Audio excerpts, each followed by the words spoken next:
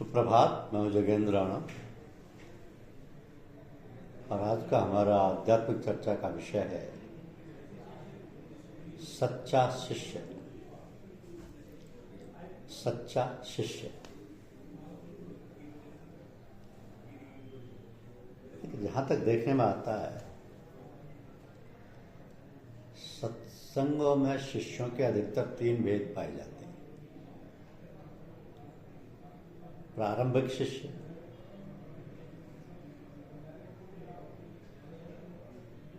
वास्तविक शिष्य और प्रेमी शिष्य।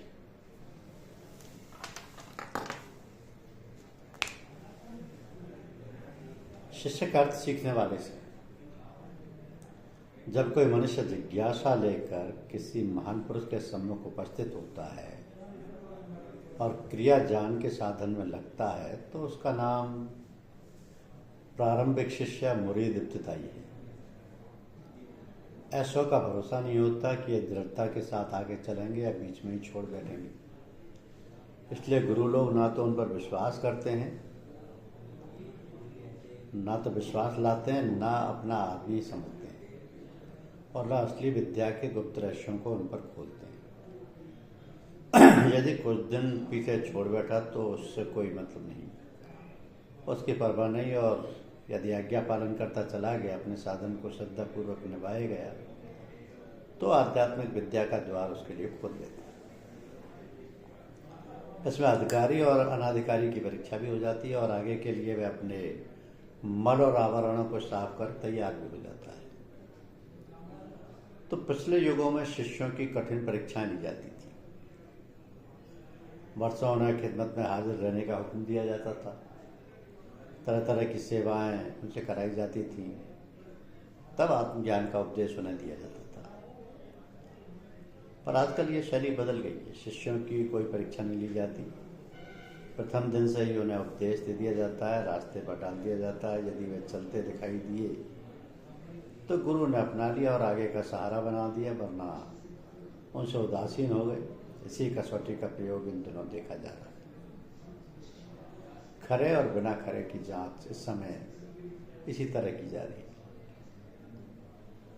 तो ये नहीं कहा जा सकता कि इस आरंभिक अवस्था में प्रत्येक के लिए कितना समय लगेगा। इसकी कोई अवधि नियत नहीं है। कोई महीने और 15 दिन में ही गुरु को अपना बना लेते हैं और उनके विश्वास पात्र बन जाते हैं, और कोई वर्षों लटकते रहते हैं। अपने संस्कारों और भावों की बात है। गुरु लोग अपनी निज दृष्टि से पूर्व जन्म के संस्कारों को देख लेते हैं और उसी के अनुसार उसे शिक्षा देते हैं। तो इतना जरूर है कि शिष्य को गुरु की आज्ञा भंग नहीं करनी चाहिए और उनके बताए हुए साधन को नहीं छोड़ना चाहिए। पूर्ण श्रद्धा और निष्ठा से उनके करते रहना चाहिए। इसी में आनंद मिलता है।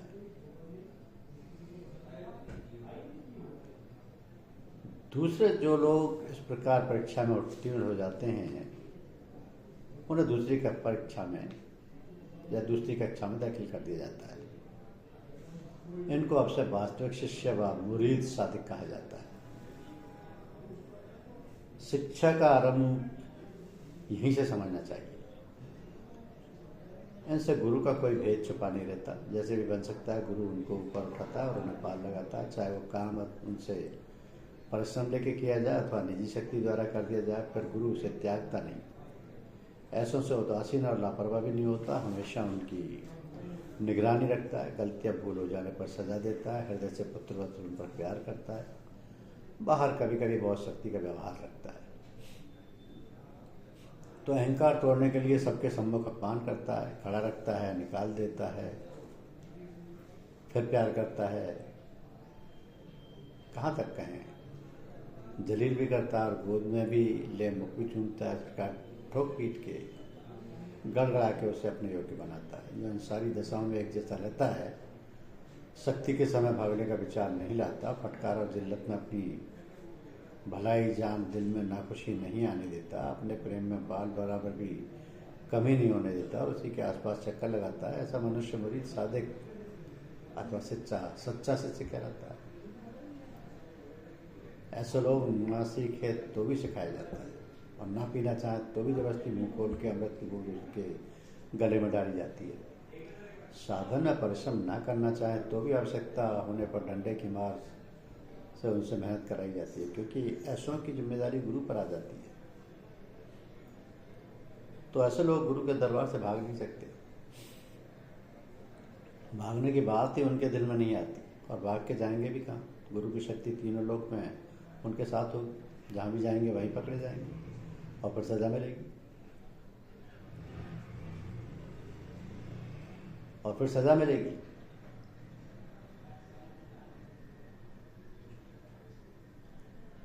तो कभी आपस में एक दूसरे की झूठी शिकायत करके उनसे नाखुशी कराते, फिर हंसते, बड़ा आनंद में जीवन बीतता है। कैसे मीठे प्रेम के खेल होते हैं। शुद्ध हो तो आंखों में आंसू छलकने लगते हैं, दिल की दुखी चलने लगती है, मस्तिष्क शून्य पड़ जाता है। सब प्रभु कृपा से होता है। रिद्धि सिद्धि मांगू नहीं, मांगू तुम परे, निज दिन दर्शन साधु का सो प्रभु मोकु दे। सब कुछ गुरु के पास है, पाइए अपने भाग, सारी इच्छा छोड़ के रहे चरण में लाग। जब इतना बन जाता है तब गुरु और शिष्य का रिश्ता जुड़ता है, और फिर जुड़ जाने पर किसी काल में उसे दोनों में कोई भी नहीं तोड़ सकता। फिर तो पीछा ही नहीं छूटता। जब देखो तब संग, पीछे पीछे गुरु फिरे, कहत कबीर कबीर। सब कुछ सहने करने, नफ्स को मार के और खुदी और अहंकार को फेंक के गुरु के चरणों में जा पहुंचता है, वही वास्तविक शिष्य है। ऐसा को गुरु कोई कसर उठा नहीं रखता, उसे पार करके छोड़ता है।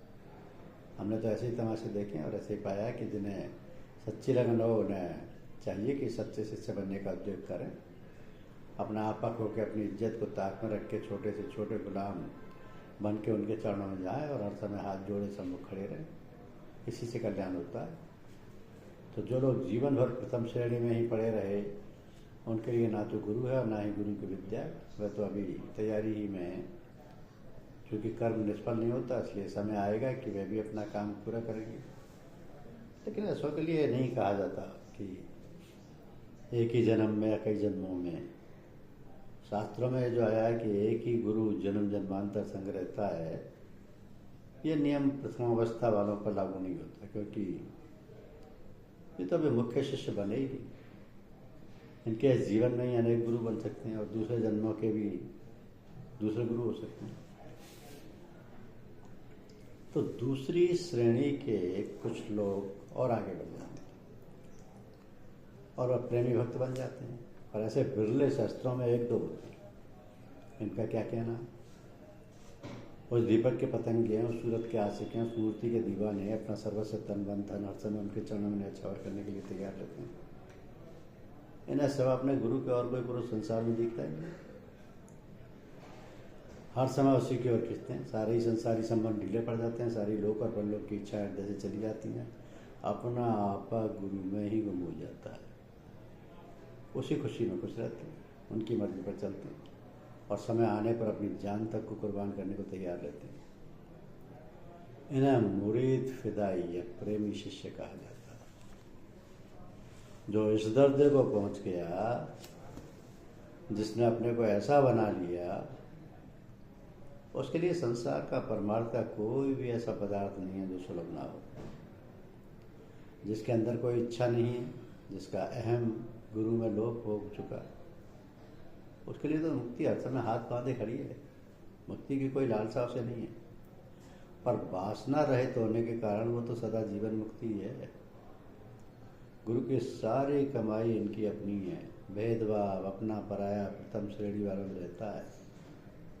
यहाँ तो मिलके एक हो जाते हैं और दूरी रहती नहीं कि जब मैं था तब गुरु नहीं है, जहाँ गुरु है मैं ना। प्रेम गली अतिशा करी, या मैं दोनों समान। भक्ति भाव बांधो नदी, सभी चलें गहराए। सरता से ही सहाय, जो 8 मास ठहरा है। प्रेम प्रेम सब कोई कहे, प्रेम न छीने कोई। 8 पहर भीनी रहे, प्रेम कहावे सोई। प्रेम न बाड़ी उपजे, प्रेम न हाट बिकाए। शीश काट मोई पड़ धरे, सो ही प्रेम ले जाए। तो गुरु भक्ति अति कठिन है, ज्यों खांडे की धार। डिगमगे सो गिर पड़े, निश्चल उतरे पार। पिया चाहे प्रेम रस और राखा चाहे मान। एक म्यान में 2 खड़क, देखे सुने न कान। प्रेम छुपाया ना छुपे, जा घट प्रकट होए। जो पे मुख बोले नहीं, नैन देत है रोए। जब लग मरने से डरे, तब लग प्रेमी नाय। बड़ी दूर है प्रेम घर, समझ ले मन माए। कि जोगी संगम जोगी जंगम जेवड़ा, सन्यासी दरवेश। बिना प्रेम पहुंचे नहीं, दुर्लभ सतगुरु देश।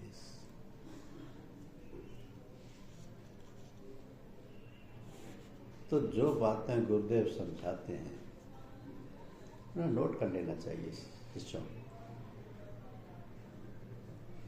और उनको जीवन में उतारना चाहिए। उपदेश से दूसरों को इतना लाभ नहीं पहुंचता जितना कि आदर्श जीवन बना के उसके सम्मुख पेश करने पर होता है।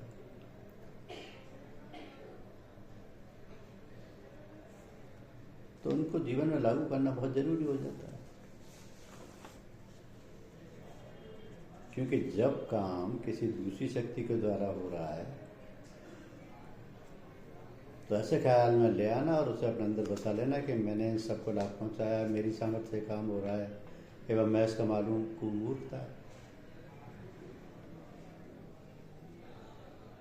ये सब तो गुरु कृपा से है और गुरु को ही मालिक मानना चाहिए। जो स्वयं मालिक बन बैठा, ऐसा करने पर जहाँ गुरु का आशीर्वाद उन्हें मिल रहा है, वो राग द्वेष अपने पराये और अहंकार में डूब जाएगा। और ये राग द्वेष ये अशांति की जड़ है। यही राग द्वेष अशांति की जड़ है। तो जहां गुरुदेव की दया कृपा बरस रही है, वहां गुरुदेव के हर बात को अमृत की तरह लेना चाहिए और जीवन में उतारना चाहिए। क्योंकि गुरु पद का अधिकारी मनुष्य मनोमय कोश के ऊपर पहुंच जाने पर ही पाता है या पर हो पाता है। उस समय साधना समाप्त हो जाती है और वो सिद्धों की श्रेणी में आ जाता है।